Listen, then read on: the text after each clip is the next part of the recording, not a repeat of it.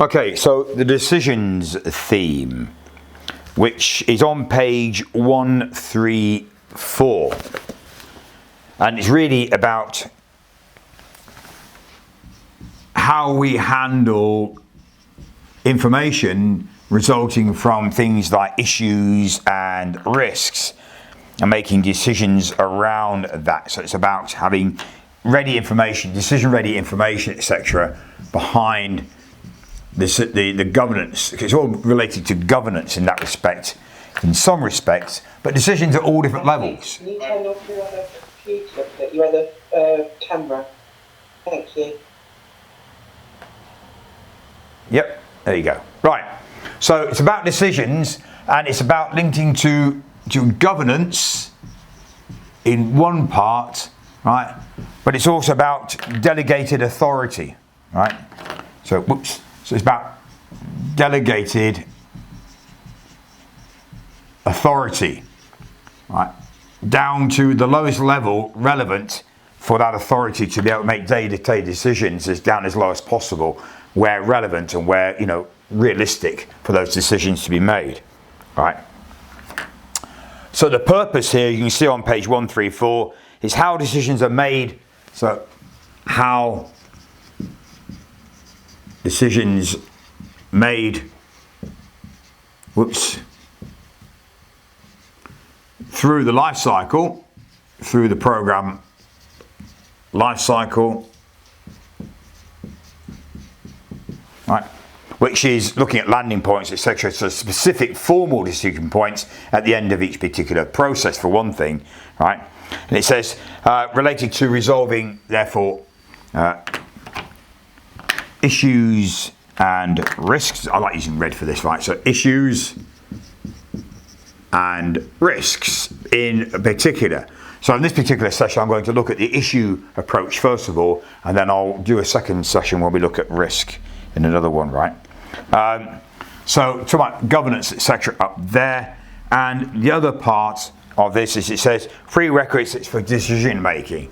So decision ready prerequisites,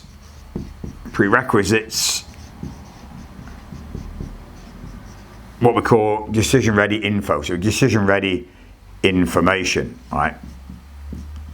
And that means looking at what's happened in the past and how does that relate to what's happening into the future. So we look this looking back and looking forward type thing. So looking at historical stuff and therefore how that might help looking forward, as well as other things like horizon and scanning and trending and that sort of information, how we can see things that may happen into the future already, right? Which again, looking into the future is more looking at historical, looking at possible things that may happen as well. So technically looking at risks in a sense, or circumventing potential issues, if you like. Right. The point about this, we need to make decisions throughout the program.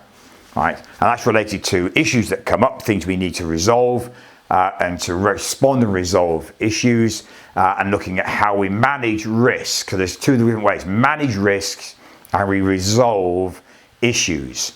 Okay, because remember, a risk hasn't actually materialised, so we can do something about it in case it does. An issue has materialised or is literally imminent going to do that. There's no probability, and therefore we have to resolve that issue. Like the cabling situation in the data centre, when the guy said they needed to bore a hole in between these two walls, well, bore two holes through these walls between one side of the data centre and the other. Of course, the thing was, it wasn't about where to bore the hole. The actual issue is why were they having to do that in the first place, right? So that was actually the problem, and the design was wrong, because the clowns at IBM had not decided to go down and have a look at the data center and realize there was a corridor between the two rooms, right? The problem was the hole had to cater for 2,000 Ethernet cables, which is rather a lot of cabling, right? And that was a big concern. It was an old building, so I didn't want the thing falling down on us. Actually, at the end of the day, it's circumvented a situation later when they redesigned the network. So instead of 2,000 cables, would have had 16,000 cables going through there, right? The cabling company weren't too amused, because that was quite a lot of copper for them and a few bob in their pockets. But it also meant a massive great hole, in fact no wall at all, which is a stupid idea. Anyway, that was just one of those things. So that's the purpose of the theme here, is to handle those sort of situations. So thinking about the decision making, it helps to understand, therefore, related to the principles, how those principles are looking at what we provide to help decision making being effective and at the right level. So lead with purpose, right? It's about gathering and analysing and presenting decision-ready information so they can understand and make right decisions against the whole purpose behind the program in the first place, right? And therefore focus on that and get a commitment to action. Part of that means we can get decisions made quickly and swiftly and intelligently.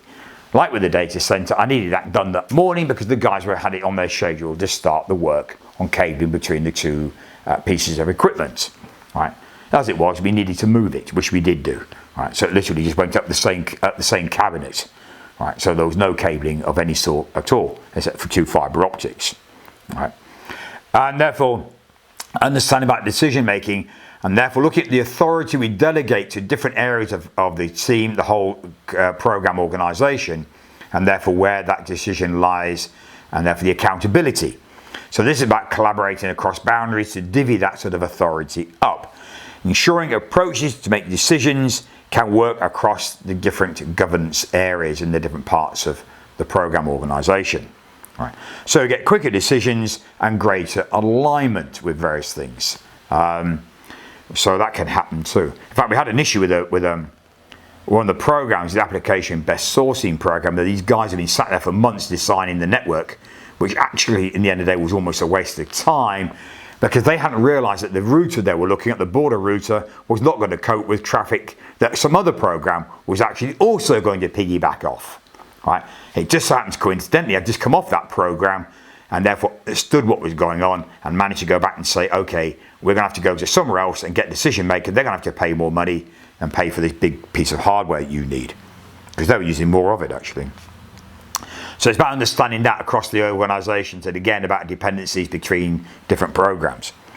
So therefore, from an ambiguity point of view, looking at risks and issues, and therefore explicitly considering the ups and downs of impacts of decisions. When I make a decision, it's about the impact.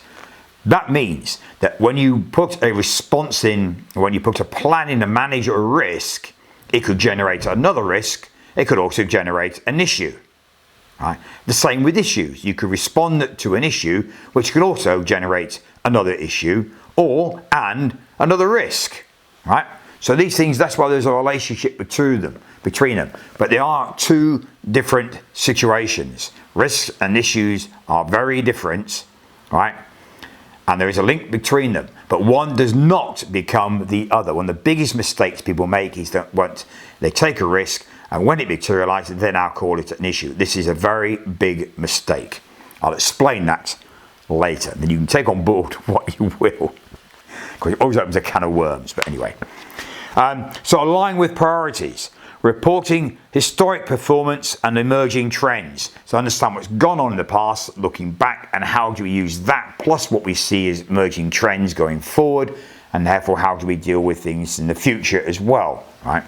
So that's decisions about priorities making use of best information at the time. And that information means what's happened in the past and what we might have about what's happening in the future, right? So, warnings, etc., early warning indicators and things. Right? And getting the right skills, have the right authority and credibility to be able to make those decisions, right, for the accountability. Right? So when it talks about deploy diverse skills, it also means people who can provide decision-ready information that is relevant to the decision and right for the decision. Not the decision they want, but the decision that is needed. Right? So with the DC issue and the cabling, there were a couple of ways of going about it. For me, the most relevant and most practical way was actually redesign and move the hardware in the other room into the same rack space where we were having to cable from one to the other piece of hardware. But I couldn't make that decision. It had to be made by Telstra and IBM, who were at the top of the tree of all that, which they did. It was a proper conclusion. But it wasn't because that's what I wanted. It was because it was the relevant and most realistic decision, right? Because we could have done some other things, like bore the hole.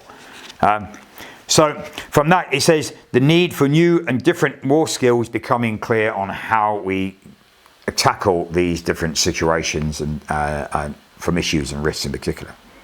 But all the time, the whole point is to keep in mind the whole goal of this change, and that's about the benefits, to making sure that we can still keep on track and do the best to realize the benefits to their full potential, because that's what risks are there. That's what we have to watch them for, because they're about uncertainty and about the impact they may have on you being able to deliver the benefits of outcomes of benefits. Right. So keeping decision making focused on the program level and about the outcomes of benefit and related to that. Right. So no distraction from the primary purpose of the investment. Right. So we're making decisions, it's about what the real goal is about here, and what those decisions and how they're going to impact on us being able to achieve that. And of course the final thing is making sure that we can make decisions in real time to keep the program moving. Right. The same with the data center. You know, we need that decision that morning because the guys are going to get held up for their work. It was on their schedule. It's a pity we didn't know about it before, but you know, that's an issue. You've got to get the people out of bed. They've got to get out of their schedule for that day to go in and do something they weren't planning to do. There's no plan behind it. We had to get them into a workshop, thrash out the argument and decide what they were going to go the way forward from here, which they did do. So working within clear delegated limits of authority, right? Only escalating when needed, so decisions can be made at the right level and in power to keep the team moving. And if you remember that particular principle from the organization's perspective, right, it says here, of course, right at the very beginning in the organization chapter, that it says bring pace. It says focusing on establishing governance and powers decision making close to day-to-day work as possible. So very much linked to that, right, in that we can get decisions be made going forward. So the point here is to understand that the approach within the program, so the decision approach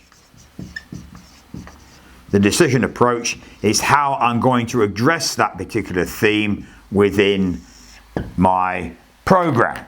So he's looking at the authorities I'm going to have in place, how I'm going to delegate and empower those authorities to make them, give them that authority to make those decisions at the most relevant level where it's practical to do so.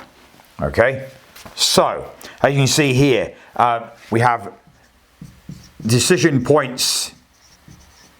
So we have formal decision points in the program.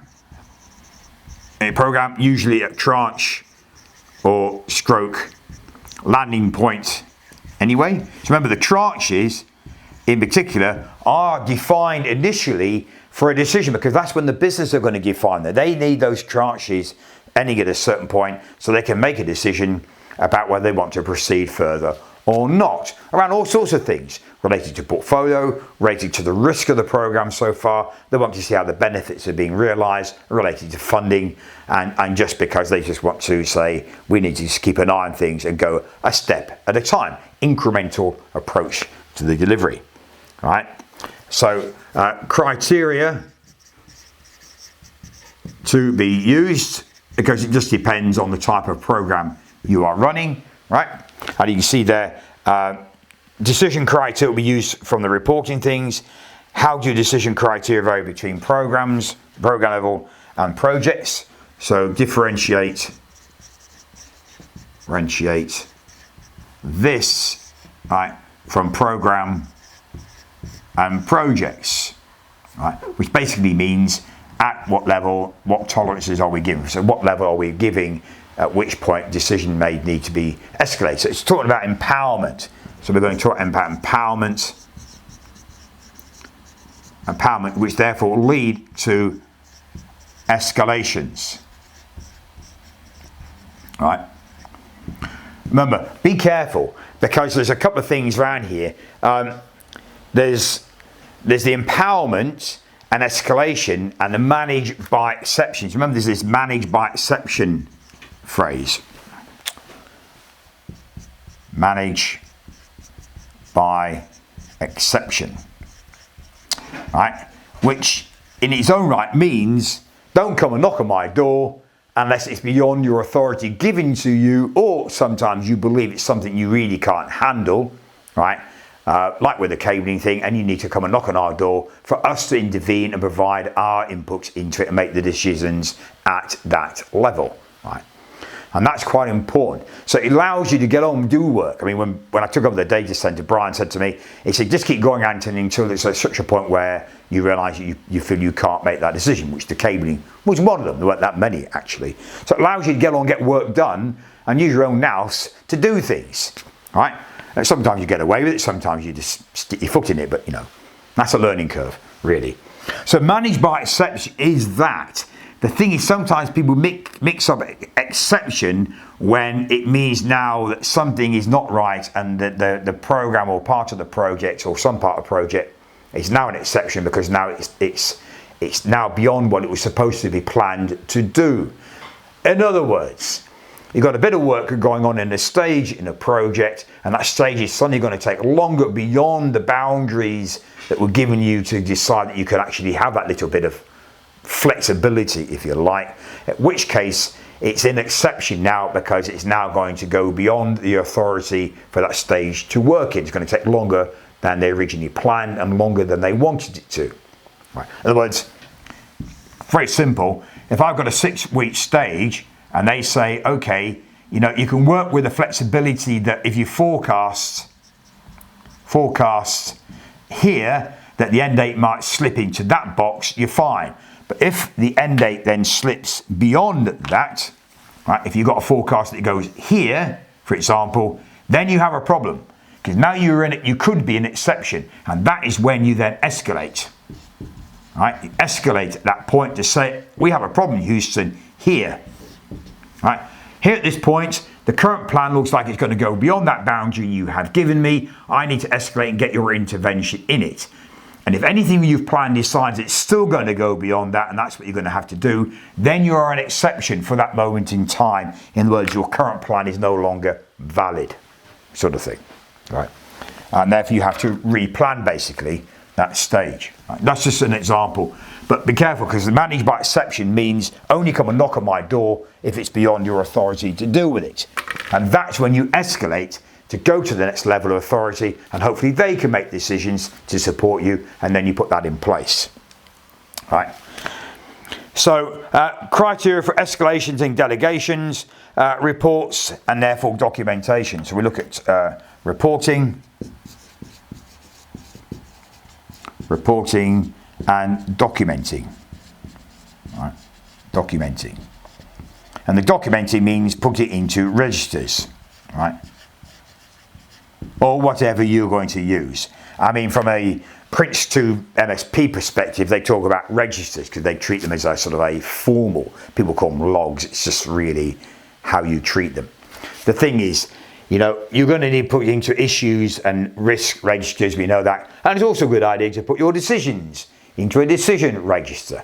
Emails are fine if you document it, but you know, emails get lost, they can get distorted, so just be careful. So it's a good idea to put these things into a register, decision register as well, which we'll look at in a little while anyway. All right.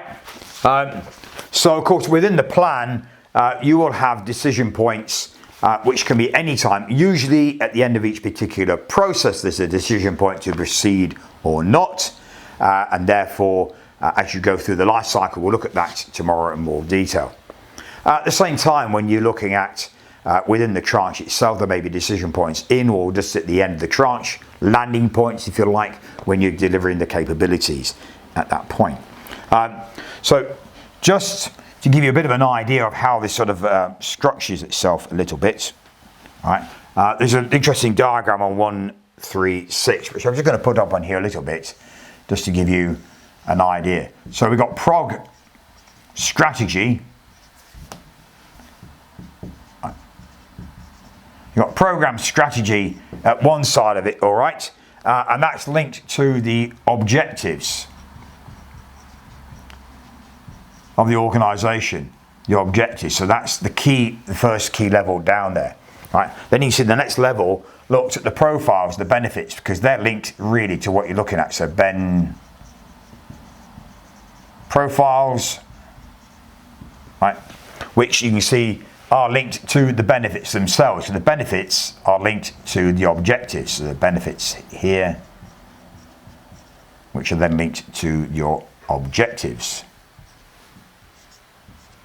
Okay, as you can see. So the point about the profile then actually links back to the TOM, and that links across here, as you can see here, to the capabilities and outcomes. So remember, capabilities and outcomes, right? Because it's not outputs, it's outcomes. And output is just a product. It doesn't do anything, or it can't do anything in its own right unless something happens because of what you just delivered. Like deliver a road, it's just an output. But people start using it, then there's an outcome because now it's being used in that sort of respect. So we have the TOM, and then finally that leads down to decisions at the delivery plan level, if you like, right? Delivery plan. And of course you can see that links across to the outputs, which basically are the projects. So the outputs, right, or projects if you like, right, at that level then link up to the outcomes, right, the outputs. So the output derives the outcome deliver the benefits which then achieve the objective, right. So it's that sort of level of view of really of layers of decision making, if you like, right, in sort of executive management, program management, or sponsoring group in this particular case. I'll put here exec. Let's do that up here. So we've got the exec management, the sponsoring group at this particular point, and here will be down at the program board, which is technically really the SRO and the program board, and then down this will be the projects. You can see, well, program manager, and then underneath here the project managers, right, down that level. So it sort of escalates really from project level to program, and then program to board. If it can't help there, it goes to the sponsoring group, and then finally it might end up at executive management, depending on the sort of escalation points, right? So they're the sort of key different layers, and of course project managers will go down into teams, if you like, as well, doing the work, right? And that's how Prince 2 sees it, really. So it's based a lot on the Prince 2 framework. Actually, I didn't want to do that. I knew it was something I wanted to do in different colours. A little bit pedantic, but it's just nice. Okay, program manager down there, and then project managers here, and then down to the teams at that level. So often, I mean, sometimes, you know, issues are raised by the team, handled by the project manager, or the team themselves, just let the project manager know. If the PM decides it can't be fixed at that level, then it rocks up to the project board, which will then actually escalate to the program manager. And if that can't happen, the program board will decide, and the SRO may make the decision. Otherwise, it goes to the sponsoring group, and then ultimately to the executive management. Usually only gets this far if it's really going to impact on the whole program for some reason or other. It's a real program and a strategy at strategic level, rather than just the program itself. It should be contained in here. In most, it only really where it goes there, and it's going to have a massive impact on the strategy of the organisation because something happening within the program. All right. Now, I want to just talk about now for the next few minutes is about how we handle issues. Right? Just to give you an idea on the sequence of events for issue management. Because I think it's quite important to do that. Now, they've documented it in one way in this book. I'm going to give it more of a formal view of it, and we'll talk about what the book says as well, and that will sort of help a bit. Right. So, issue management. Whoops. Management. Right. So, first of all, good idea to define what we mean by an issue. So if you go and look at page 137, there's an interesting box here that says an issue is an unplanned event right? In other words, something happens that you weren't expecting, and it comes out of the blue. It's imminent. It's either happening already, about to happen, right? So it says that has occurred, or is literally occurring right now. So this is where the real point is. Has occurred and requires management action. Okay, so it's unplanned. Unplanned and happening. Right, happening. In other words, there's no probability about it. That's the first thing. The second thing is it can be a change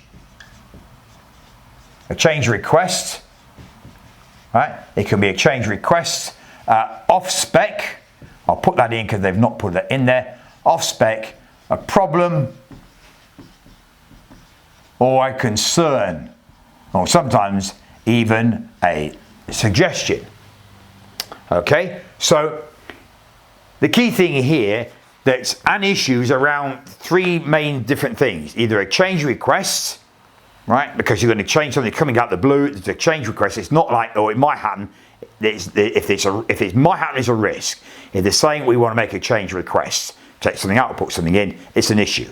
If something is being built wrongly, right? Not by what was originally designed, right? Again, that becomes an issue, right? Because something's been delivered wrongly. Now, if you take an iterative development approach, or an iterative approach generally, that should not happen if you've got the business involved, because while you're building it, you fix those things up.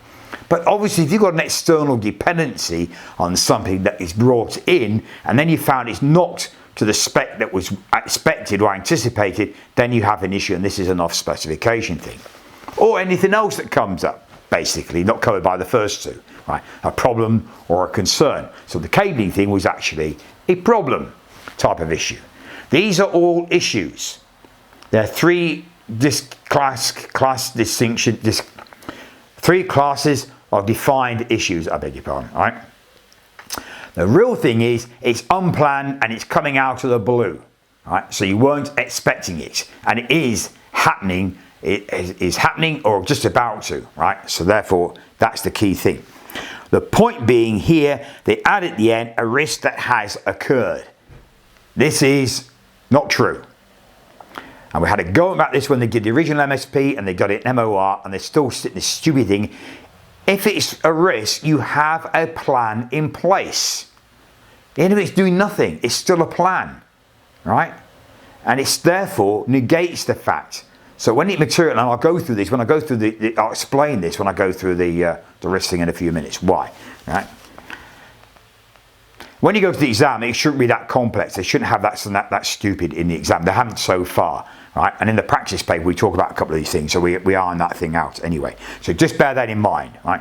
Then we have risk owners. So the main definition is has occurred or is going to happen, is imminent. So there's no probability, or the probability is 100% because it's going to happen. There's no maybe to start with.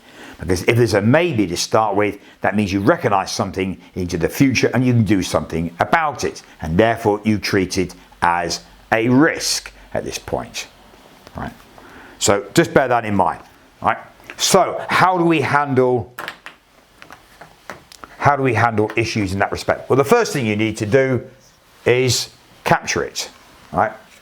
So how do we handle issues? Well, the first thing we need to do is to capture it. I think this is fairly logic. In other words, you decide, okay, cabling comes up, you get some idea, yes, you need to start recording it. So the first thing you probably do is going to stick it down and document it somewhere, right? So you capture, going to a register, right, mainly. Now, if you follow the Prince 2 thing, it could go into a register or it can go into the log. Prince 2 sees it in two different ways. Normally this best practice, see registers as a formal documentation, the log isn't, right? In that, if the team decide they can fix it, they can actually resolve the issue themselves, right? Then they will do that and they'll just let the PM know, they'll stick it into their log and let me know at the next checkpoint report, okay? If they can't, they may escalate it to the project manager, who then might decide that the PM can actually fix it and therefore resolve the issue, and it will go into the log, and the same thing will happen. The PM will advise the board at the next highlight report sort of thing, at the project level. Okay, so you capture it, but you need to sort of get some idea as to the severity, right? So the severity will define whether it goes up to that one or it goes into that one. Can I deal with it myself? But you think you're going to record it first of all, right? Once you recorded it, the next step, is then to assess it. You know? Now I need to assess it and then look at the impact and therefore the severity in more detail. Because usually if you get past this, if you fix it to the log thing, you can assess it, you can still do a secondary assessment and check the log and still go in there, right? Because you might have a quick capture and look at it and give an idea of the severity. I think I can handle that. And then you assess it in a bit more detail and maybe you can still handle it in it. And therefore severity on objectives. Right. Now, it's a couple of things that can happen at this point. You can still put it into the log, maybe, if you can, or you may still have to go into the register if it means you can't fix it. What you also may decide to do at this point is actually go to ask for ad hoc advice, right? So the PM might decide to rock up to the board, or the board might rock up to the program manager and say, we've got this particular issue, we're not too certain about it, can you give us some advice of what to do next, what do you think, without being too formal about it, right?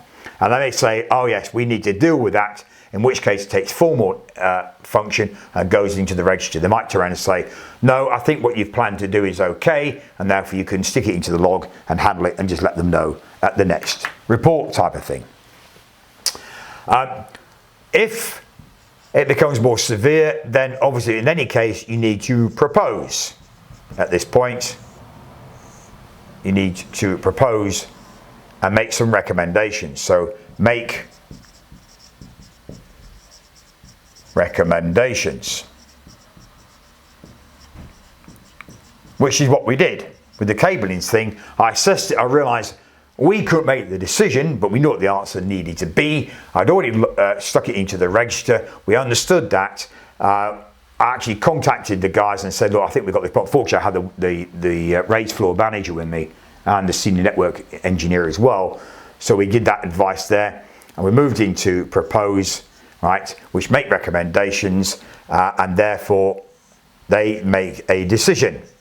They decide on those which one to pick, right? Decide which recommendation they're going to take, okay?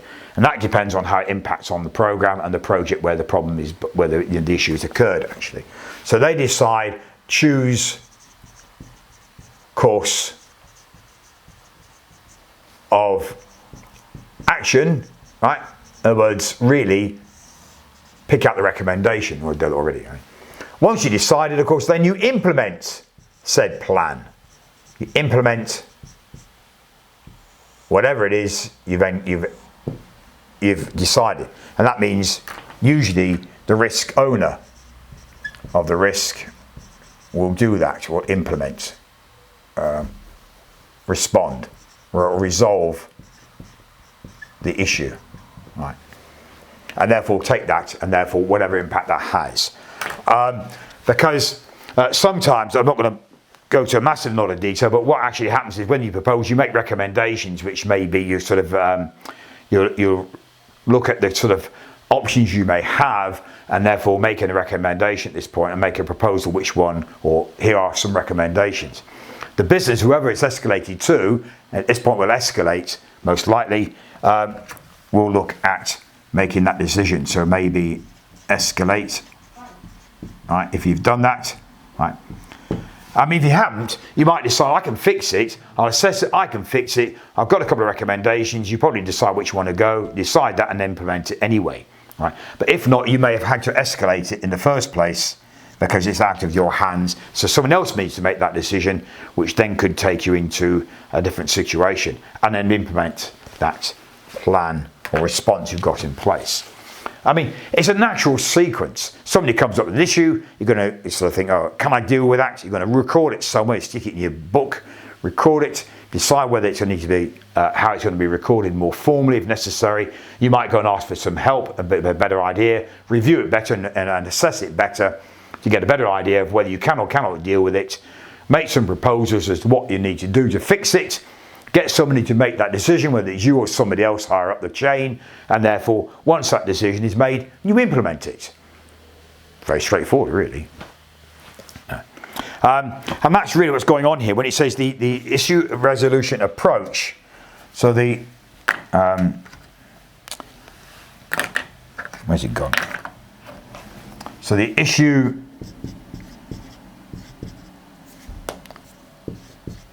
resolution approach really defines all that above it. Actually, approach is how that will happen. So it will define how to handle issues in your change, how to handle issues in your particular initiative. Because it depends on obviously how likely is you're going to generate issues that are like to be generated. It's a very sort of loose-ended thing. So look, a lot of the time, so I'll rephrase that slightly. So when you think about it, if you recognise something may happen in the future, you're technically now taking a potential issue. But because you recognise it may happen, because it's not happening yet, now you're taking that issue and you turn it into a risk because it's still a maybe. It's still an uncertainty around it, right? And that's the big difference. So the more you do risk management and look at potential things that may happen in the future, potential issues, you actually turn them into risks and you can manage them before you get there, as you'll see in the risk approach, right? The point being that if you've got something that's likely to have a lot of that type of situations in it, then your risk management might be quite heavy. But it depends on how you're going to handle issues. You need to put some idea of the approach you're going to take, depending on how flaky, if you like, your particular initiative is. So the approach here says that, and you can see it says based on mainly on Prince 2 actually. Who are the owners? How delegated authority? So understand when do I need to escalate at this point? How we document it when the change request, for instance here, how we handle change requests. And therefore, because that's an issue. Right? How do I handle that and deliver it? And therefore, where's the decision made about that? What's the impact on that? So, the business come along and say, okay, George, or Georgina, we need to put some extra bit of, some extra objectives in here. We've got an extra bit of work we need to do for this particular project and add that part of the scope. Right?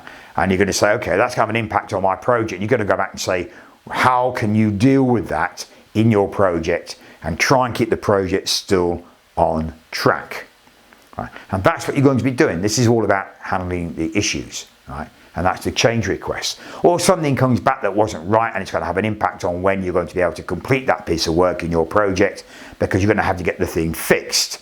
You've got to send it away or get it replaced. And again, it has an impact, and that's what you're proposing is the various ways you can do that. Now, if you go to the channel, I go through a little scenario that explains about the different steps you should be considering when looking at an impact on your project or that part of that stage.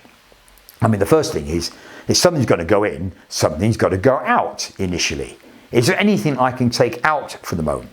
This is one of the key benefits of prioritizing, because if you've got something in there that does not need the governance I could have, you can move it out, certainly for that particular time frame. So that's something to think about too. And then look how the links between issues and risks work. And I'm going to talk about that in a bit more in the next section anyway. Right? And when do realised risks become issues? They don't. This is one of the biggest problems. When a risk is materialised, it does not become an issue because you have a plan. And an issue is defined as being unplanned. So there's a bit of a weird cross over here somewhere, right? Or issues become causes of risk. Absolutely, and we can look at that. Okay, so the resolution to the cabling centre could have been a risk actually, but it was an opportunity because it actually removed the risk that if somebody redesigned it, which they did do, right, and treble or quadruple the number of cables we had. It was more than that actually, went 8 times from 2 to 16,000 roughly. Then it removed that, so the opportunity, it reduced an opportunity that we didn't have to have that problem, right? And therefore, what reports are provided to make decision makers? At what frequency? So how often do we send reports off? How do we let them know the issues are still there and how they're being tracked? So that's part of doing the reports from the risk registers, and when do you do those within the program and within the projects. So within the change approach in a project in Prince 2, they explain when are you going to be issuing those, that highlight reports to the board, or checkpoint reports as they say to the project manager. I just want to finish off the last bit here after the risk on looking back and looking at gathering information. So just explain this other part on how we put this information together from looking back,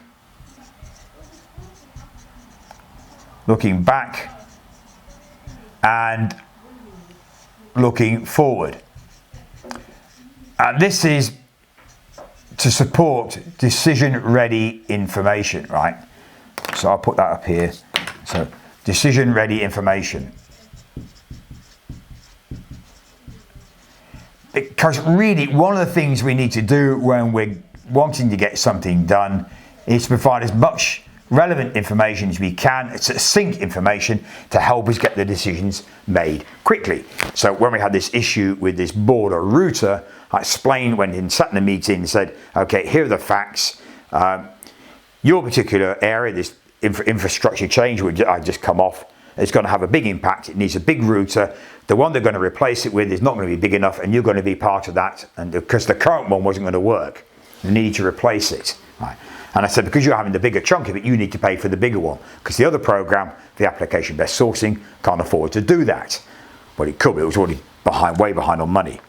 So we went and told them, so I said, here are the facts, so they could go away and make a decision about it. And this is the point about meetings. Meetings should be very short and sweet. And I mean 15 minutes, half an hour. I know the old half-hour argument thing.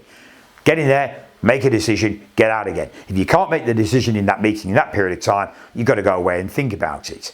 If you need to do a bit more work, you go into a workshop and do it, not a meeting. Right? It's just one of those, I don't know, it sounds pedantic. It is a difference, it's a different state of mind perception. A meeting, decisions. Workshops, discussions. Right? So it just helps on that point too. So the point here is we have these two different areas looking back. So reports and retrospectives, for example, out of tranches, retrospectives, right? And therefore responses in the past, responses to issues and risks that we've already had, right? And you see this diagram actually over on the page on page 140, basically. So reports, knowledge already created from various things, knowledge, right, which usually means previous lessons from previous initiatives as well, right? Previous initiatives, and sometimes assurance outputs as well. I'll put that in here, assurance outputs from their reports. We'll look at that one tomorrow and you'll understand what I mean by. So we've got these different things going on here as inputs into something that's happened, all this historical stuff. So basically, you know, historical rather than hysterical. Historical. Okay, so looking back, as you can see here, decision-ready information about things that have happened in the past, effectiveness, risks, issues, etc., and anything that's happened in the past. And therefore, to help us going forward, so scanning, let's put it this way, come here, pen, thank you. Right, you can see here, look, emerging risk,